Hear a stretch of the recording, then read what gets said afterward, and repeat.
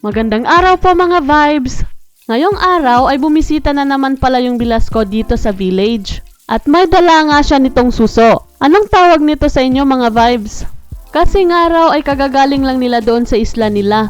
At narinig niya raw kasi akong nag-crave ng ganito nung nakaraan. Kaya nang nakauwi siya ay kinuhaanan niya na kami. Naaalala ko mga vibes, nung bata pa ako, palagi kaming nangunguha ng ganito ng mga kapatid ko.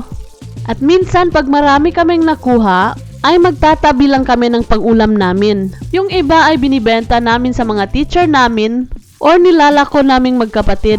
At kapag nga ay nabenta na, ay agad naman naming binibili ng bigas. Sobrang hirap nga ng buhay nung mga bata pa kami. Pero ni minsan ay hindi namin sinisisi yung mga magulang namin. Sa halip ay masaya kami nagsasama-sama na makaraos sa buhay. Minsan nga ay sumasama pa kami ng ate ko sa pangingisda at yung kuha namin ay kalahati pang ulam at kalahati naman ay pangbenta para may pangbiling bigas. Balik tayo dito sa ginagawa natin mga vibes. Kumuha nga pala kami ng tubig dagat kanina at yun yung gagamitin na pangsabaw nito mamaya. Hinugasan ko na nga dyan nitong suso ng maraming beses. Napatulog na naman na daw to ng isang gabi, sabi ng bilas ko. Kaya naman ay pwede nang lutuin kagad. Inilagay ko na nga dito sa malaking lalagyan at nilagyan ko na ng tubig dagat na pangsabaw na kinuha namin kanina. Ganito daw kasi yung technique para madaling lumabas yung pinakalaman niya mga vibes. Sa inyo ba mga vibes, ganito rin ba? Ilang minuto ngang nakasalang at ayan sinilip ko at nagsipag-akyatan na. Hinayaan ko na nga lang at kusa namang bumaba.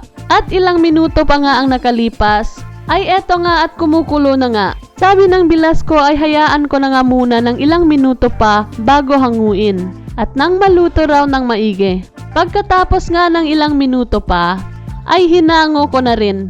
Pinalamig ko na muna ng konti dito sa may lalagyan na may butas-butas. At nang medyo lumamig na nga at pwede nang mahawakan, ay eto nga at kanya-kanya na kaming kuha ng pin.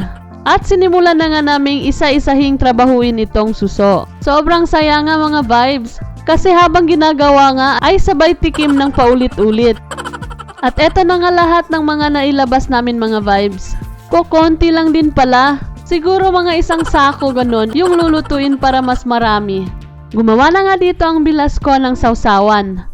Bale sa isang bowl ay naglagay lang siya ng asin, betsin, at pinigaan niya ng ilang pirasong kalamansi. Dinagdagan ng kaunting tubig, pagkatapos ay pinisaan na namin ng sili. And ganun lang kadali mga vibes. Nang matapos nga ay agad na akong kumuha ng kanin, at nagugutom na nga ako. At eto nga at kasama ko ang dalawang pamangkin ni Habi. Kaya naman ay kain tayo mga vibes!